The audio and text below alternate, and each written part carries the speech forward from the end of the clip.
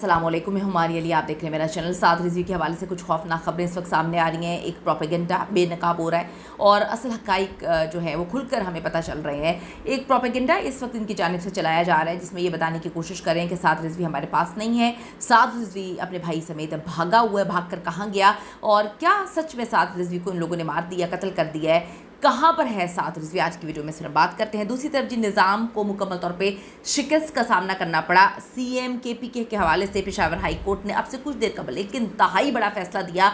इस फैसले की इन लोगों को तवक्को नहीं थी क्योंकि इनको लग रहा था कि अदालतों से फैसले 26वीं आईनी तरमीम के बाद इन्हीं के हक़ में आएंगे, इन्हीं के बंदे रह चुके हैं पहले और इन्हीं के लिए जो है अब रास्ते हमवार करेंगे। लेकिन हाई कोर्ट से जो फैसला आया है इनकी सफ़ों में मातम बिछ गया है। इनको तसव्वुर में भी वो चीज़ ये नहीं सोच सकते थे जो इस वक्त हो चुकी है। आज की वीडियो में इस पर बात करते हैं। रिक्वेस्ट है जी चैनल को सब्सक्राइब करें, वीडियो को आखिर तक मुलाहिजा फरमाएगा। सबसे पहले पेशावर का रुख करते हैं। पेशावर में बार बार ये लोग कह रहे थे कि हम किसी सूरत सीएम को जो है एक्सेप्ट नहीं करेंगे, बनने नहीं देंगे, हम अदालतों में जाएंगे, हम इसको पटक देंगे, हम निज़ाम को पटक के रख देंगे, हम इसको उड़ा के रख देंगे, हम इसको फेंक देंगे। बड़ी कहानी कल से हम सुन रहे थे। पेशावर हाई कोर्ट ने अब से कुछ देर कबल एक फ़ैसला दिया है, वो बहुत बड़ा फ़ैसला है और इनको ये लग रहा था कि सीएम केपीके इस सीएम की धज्जियाँ उड़ा देगा जो है फ़ैसला और इसको कल अदम करार दे दिया जाएगा। लेकिन होता वही है जो रब की मर्ज़ी होती, होता वही है जो सच होता वही है जो बेहतरीन होता है। नाहक अगर आप किसी के साथ करेंगे तो कब तक करते रहेंगे, मुँह के बल तो आप गिरेंगे ही। रियासत और निज़ाम इस वक्त बुरी तरह से मुँह के बल गिर चुका है। इनकी इस वक्त सफ़ों में मातम है। ये इस वक्त मुर्दों की तरह जो है इधर उधर भटक रहे हैं। इनको समझ नहीं आ रही कि इनके साथ हुआ क्या है। पेशावर हाईकोर्ट ने कहा कल 4 बजे गवर्नर हर हाल में हलफ ले।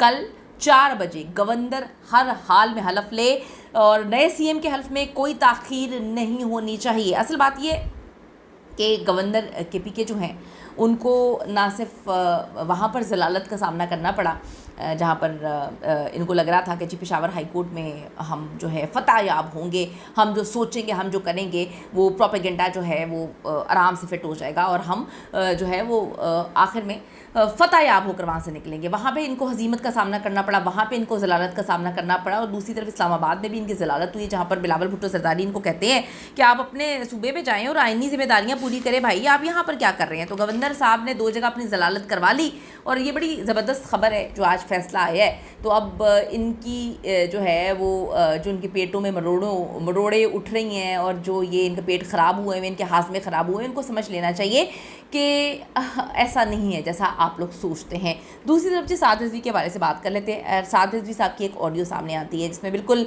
जो है क्लियरली आवाज़ आ रही होती है, जिसमें वो कह रहे होते हैं मैं बिल्कुल ठीक हूँ, आप लोग जो है धरना ख़त्म कर दें जब तक मैं आपको अलग जो है तरीके से मैसेज ना कन्वे करूं, आप लोगों ने घर से बाहर नहीं निकलना जब तक मैं आपको इंस्ट्रक्शंस ना दूं, आप लोगों ने अब घर में ही रहना, धरने को ख़त्म कर देना है। बहुत सारे लोगों ने ये ऑडियो सुनी और उसके बाद इम्प्लीमेंटेशन भी किया, लेकिन जब गौर किया गया तो पता चला कि ये ऑडियो फेक थी, झूठी ऑडियो थी।